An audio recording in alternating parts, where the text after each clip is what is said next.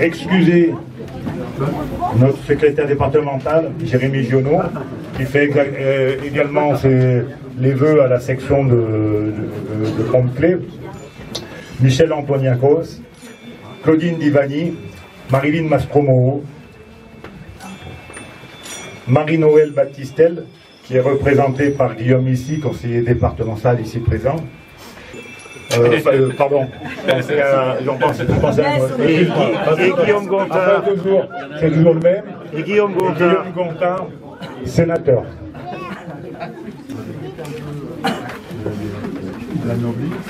Chers amis, chers camarades, bonjour et merci d'être venus si nombreux.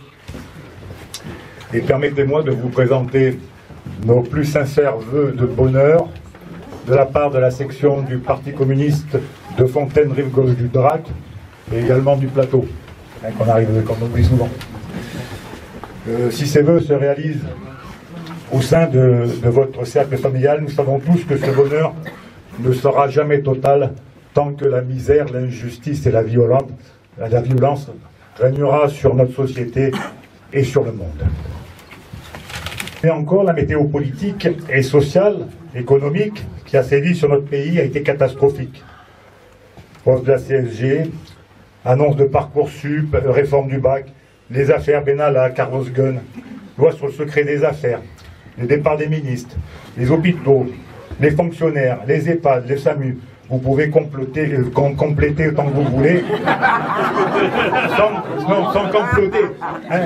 Chaque jour, une mauvaise nouvelle s'est abattue sur notre pays, que ce soit au niveau national ou que ce soit au niveau local. Au regard des déclarations du président, cette météo ne va pas s'arranger. Hein, il a parlé des nouvelles règles d'indemnisation des chômeurs. Alors ça veut dire, nouvelles règles, ça veut dire moins de subventions, moins de possibilités. Et en gros, il parle, lui, de remettre tout le monde au travail, comme si les chômeurs étaient la cause principale de la situation dans laquelle nous vivons. La deuxième chose, il a parlé de la réorganisation ou d'organisation des nouveaux services publics. Là, on se méfie, hein, on sait tout de suite ce que ça veut dire, puisque les conséquences, on les paye immédiatement, comme j'en reparlerai tout à l'heure sur l'initiative locale que nous avons menée vendredi. Le gros problème pour l'ensemble de la population, ça sera la réforme du système de retraite.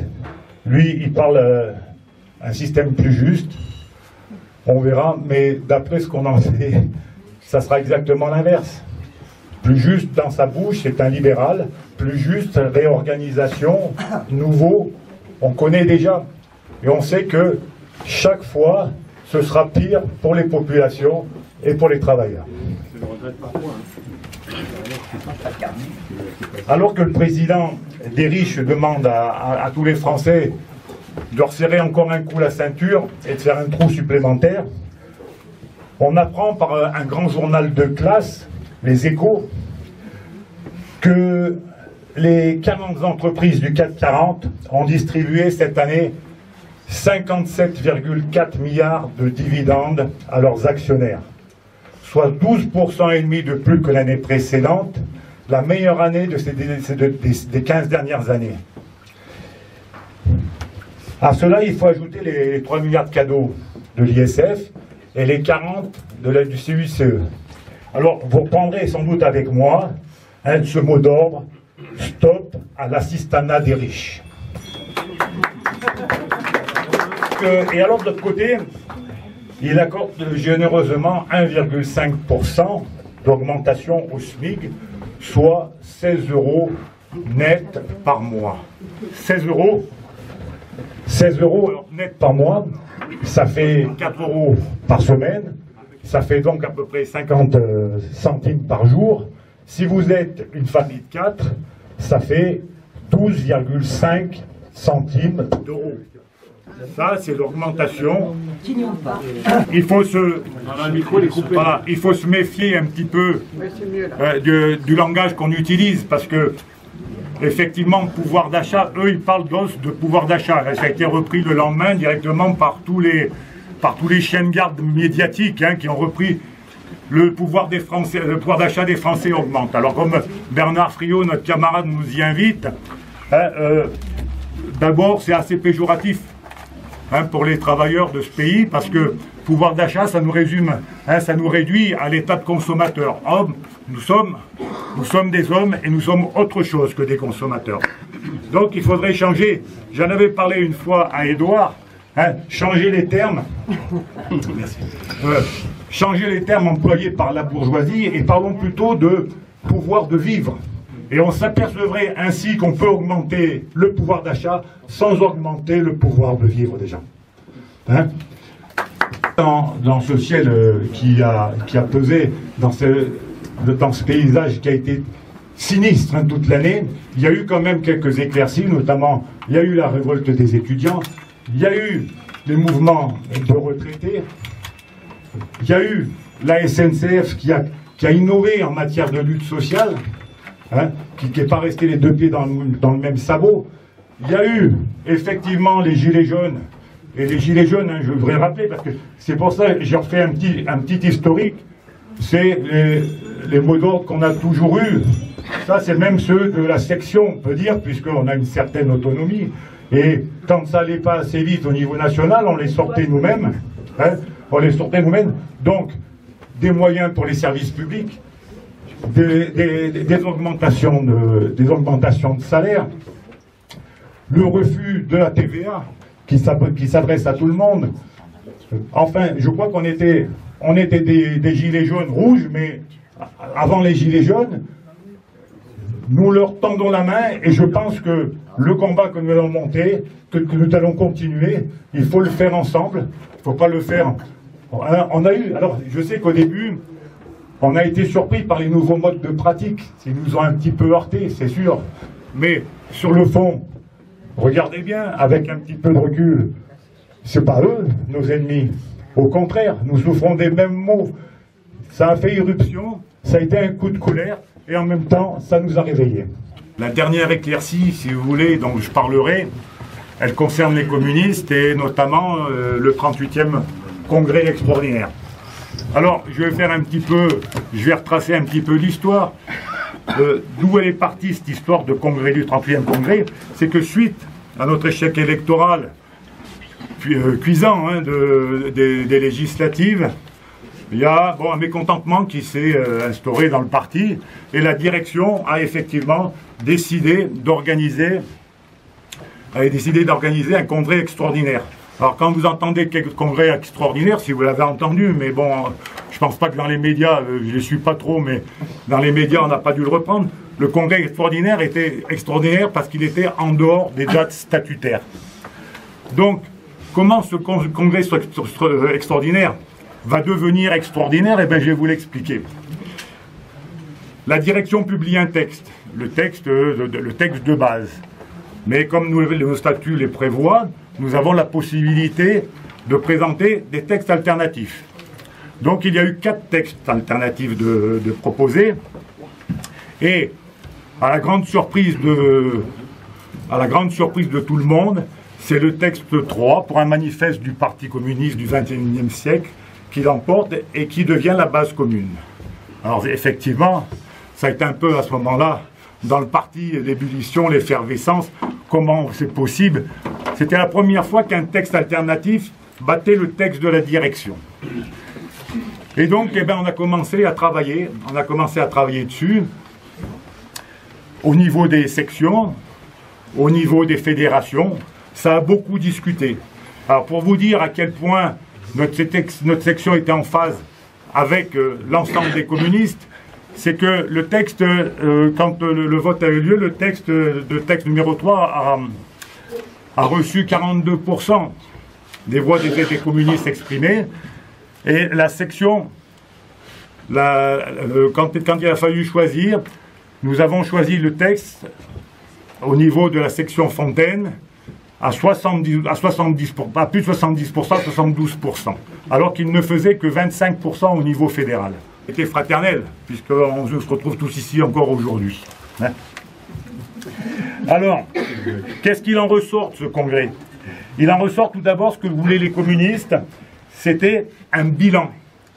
Hein, alors, ils ont eu un bilan, il n'est pas tout à fait complet, mais on peut le compléter, mais il nous permet d'avancer. Deuxième chose, les communistes refusent l'effacement et veulent être visibles et avoir un candidat à toutes les élections. Et mesurez bien ce que ça veut dire toutes les élections, je vous expliquerai s'il y en a qui veulent venir me demander après. Ils veulent un parti renouant avec les milieux populaires et le monde du travail, et un rassemblement qui s'appuie sur l'unité populaire sans les accords au sommet.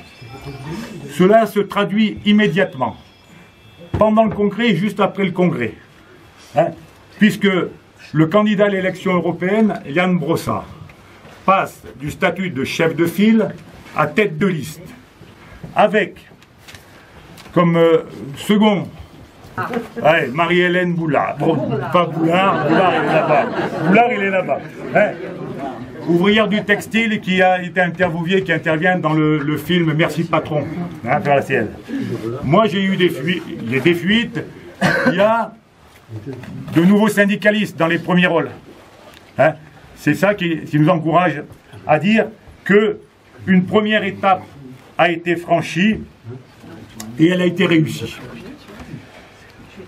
Dès aujourd'hui, nous avons engagé la campagne pour les municipales, qui n'auront pas lieu cette année, mais l'année suivante, en 2020. Nous avons repris le travail, la forme de travail qui avait été initiée lors des précédentes municipales, c'est-à-dire un rassemblement le plus large possible, hein, avec l'organisation des ateliers thématiques. Nous avons déjà pris un certain nombre de contacts et nous avons déjà pas mal de réponses. N'hésitez pas, ceux qui veulent, à venir vous joindre à nous. Vous n'êtes pas spécialiste, votre parole est suffisante. Ce travail sera coordonné. Et là, permettez-moi de le remercier publiquement par notre camarade Gérard Brion, ici présent. Hein, tant ces qualités sont reconnues de tous et seront nécessaires à la réussite de ce projet, car le contexte est périlleux. Les enjeux sont énormes, et je vais reprendre les propos de Jérémy Giono dans son interview du Dauphiné libéré, en parlant des municipales. Je dis aux uns et aux autres qu'il faut bien mesurer le danger devant lequel on est. Sur le développement, sur le département, la droite est en train de s'organiser pour prendre toutes les communautés de communes. Et sur la métropole, on a une démarche structurée de LRM pour faire main basse sur la collectivité, y compris en faisant monter l'extrême droite. Si le parti présidentiel, qui est le bras armé de la finance, prend la métropole, c'est toute la population qui va trinquer. Le message est clair. Si nous ne sommes pas unis immédiatement, nous risquons l'inévitable. Faire le jeu de la droite et de l'extrême droite. Et je dis solennellement, en tendant la main à tous, l'élection municipale n'est pas l'élection où l'on se compte. Les enjeux sont trop cruciaux pour nos populations. Nous faisons ce travail en parallèle avec le travail de la vie du parti. Fin décembre, nous avons publié un tract et lancé une campagne de pétition nationale sur la hausse des minima sociaux et du pouvoir d'achat, même si pouvoir d'achat, c'est pas le mot à utiliser. Hein. Nous allons également réaliser un rassemblement vendredi à l'antenne de Fontaine de la Caisse primaire d'assurance maladie. Comme vous le savez, vous avez peut-être suivi le dossier, on a commencé par fermer 2 jours. Dans les projets, ce n'est pas encore annoncé, mais au niveau des camarades de la CGT, ils annoncent la fermeture. Sur Grenoble, il ne resterait que l'antenne de Visil. C'est tout à fait dans la lignée de ce qu'a annoncé Macron quand il parle de la nouvelle organisation de la fonction publique, hein, et des services publics. C'est-à-dire moins de services publics de proximité. Les gens feront des déplacements. Alors que vous imaginez qu'il y a des gens qui sont sur le plateau qui dépendaient de la caisse. Si je suis sur le plateau et que je veux régler un problème à la caisse primaire, il faut que je prenne ma journée. Parce qu'il faut descendre, il faut aller à Grenoble, puis il faut revenir. Alors on nous dit qu'il y a les services informatiques et Internet, mais quand on a un problème au niveau de la sécurité sociale, on ne règle pas le problème par Internet. On peut régler une bricole, mais il faut être capable de s'exprimer, s'expliquer, puis avoir du répondant en face. Hein? C'est inimaginable ce qui se passe maintenant, c'est ce qui était prévu. Hein? C'est ce qui était prévu. Le maire de Fontaine avait eu déjà des accords. On avait réinstallé, on avait proposé des nouveaux locaux qui ont été réaménagés exprès pour pouvoir continuer le travail de l'antenne parce qu'ils demandaient des locaux qui soient plus sûrs, des locaux qui soient mieux entretenus, mieux chauffés. Tout avait été mis en place et au dernier moment, bien sûr que la directrice le savait ou elle ne savait pas, je ne sais pas. Simplement, depuis, les directives ont changé et on assiste vraiment à une réforme du service public, c'est-à-dire l'abandon du service public de proximité. N'oubliez pas que nous avons au mois de mai, juste avant les européennes, notre banquet de fin d'année et nous préparons également la fête du travailleur alpin. Cette fête du travailleur alpin qui sera exceptionnelle cette année puisque ce sont les 90 ans de la fête. Alors, les 90 ans de la fête, ceux qui veulent, un ouvrage vient d'être réalisé, vous pouvez vous le procurer sous la forme de participation, de souscription hein, au prix de 10 €. Les amis, pour lancer cette année, pour lancer cette initiative et la préparation de cette fête qui s'annonce exceptionnelle, organisent un banquet le dimanche 27 janvier. Hein, le prix du repas, la participation est de 12 €. Venez nombreux, c'est ouvert à tous. La fête du travailleur alpin ne peut se faire que si vous êtes là. Les communistes militants ne suffisent pas. Hein, nous avons besoin de tout le monde. La responsabilité de l'organisation, elle appartient au Parti communiste et à notre camarade Bernard Ferrari. Il est où Bernard Ferrari? Il est derrière moi. C'est la fête de tous, c'est une fête populaire, elle ne peut vivre et elle ne peut être organisée que si tout le monde y met du sien. Hein, ça veut dire, parce que la fête du deuil, pour ceux qui ne connaissent pas, c'est une semaine de préparation avant. C'est toute l'année qu'il la prépare. Oui, c'est toute l'année. Mais au niveau physique, je vais dire, hein, c'est au niveau physique. Il a commencé, dès qu'elle finit, d'ailleurs dès qu'une fête finit, on prépare déjà l'autre. Hein. Mais c'est une semaine avant, c'est 3 jours de fête, c'est une semaine après. Hein. Et ça, il faut que tout le monde s'y mette, il faut du monde. On compte sur vous, on compte sur tout le monde. Pour conclure, mes chers amis, mes chers camarades, je reprendrai quelques paroles de Fabien Roussel, notre nouveau secrétaire général, afin que vous puissiez mieux faire connaissance avec lui. Il les a prononcées en clôture de congrès. Hein. Je cite Fabien Roussel. « Nous sommes des militants de la fraternité, de l'humanité, du vivre ensemble, et ceux qui organisent aussi des banquets, des fêtes, que nous tenons encore dans les villes et dans les quartiers. Ceux qui arrivent, ce pari incroyable, magique, unique de la fête de l'humanité. » Et moi, je voulais changer la fin de cette phrase en disant ceux qui organisent à faire l'incroyable pari d'une fête magique, unique, le travailleur alpin. Parce que c'est vraiment un moment... Je poursuis les propos du camarade Roussel. Il dit, mes chers camarades, soyons fiers d'être militants du bonheur, car le sens de l'engagement se perd dans notre société. Les partis et les syndicats ne sont plus à la mode. Mais que serait la démocratie sans eux? Une furieuse envie de vivre, de combattre pour une société plus fraternelle, débarrassée de tous ces maux. J'espère que vous partagez cette émotion avec moi. Si l'envie d'agir vous ronge, si l'envie d'agir vous démange, alors je vous dis, mes amis, donnez du corps à vos espoirs, rejoignez notre parti, nous vous y accueillons les bras ouverts. Quelques mots de notre cher poète bien-aimé, qui sont destinés à tous ceux qui vont nous rejoindre, mais tous ceux, nos amis avec qui nous marchons main dans la main. Vous connaissez, il y en a qui fredonneront peut-être ces paroles, qui au départ pour moi n'avaient pas de sens et qui en prennent de plus en plus. Alors qu'est-ce que ça veut dire les paroles prises l'une après l'autre? Pas grand-chose, mais à mon avis, elles provoquent une certaine émotion. Plus je les prononce et plus elles prennent de sens. C'est un joli mot, camarade. C'est un joli mot, tu sais, qui marie cerise et grenade au sang fleur du mois de mai. Je vous remercie. Bonne vie à tous.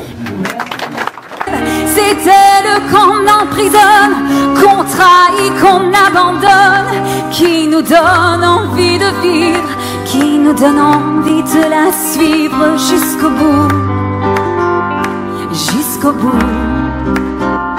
Je voudrais sans la nommer lui rendre hommage. Jolie fleur du mois de mai aux fruits sauvages. Une fille bien plantée sur ses deux jambes et qui traîne en liberté où bon lui semble. C'est elle que l'on matraque, que l'on poursuit, que l'on traque. C'est elle qui se soulève, qui s'ouvre et se met en grève. C'est elle qu'on emprisonne, qu'on trahit, qu'on abandonne, qui nous donne envie de vivre, qui donne envie de la suivre jusqu'au bout, jusqu'au bout. Je voudrais sans la nommer vous parler d'elle. Bien aimée ou mal aimée, elle est fidèle. Et si vous voulez que je vous la présente, on l'appelle Révolution.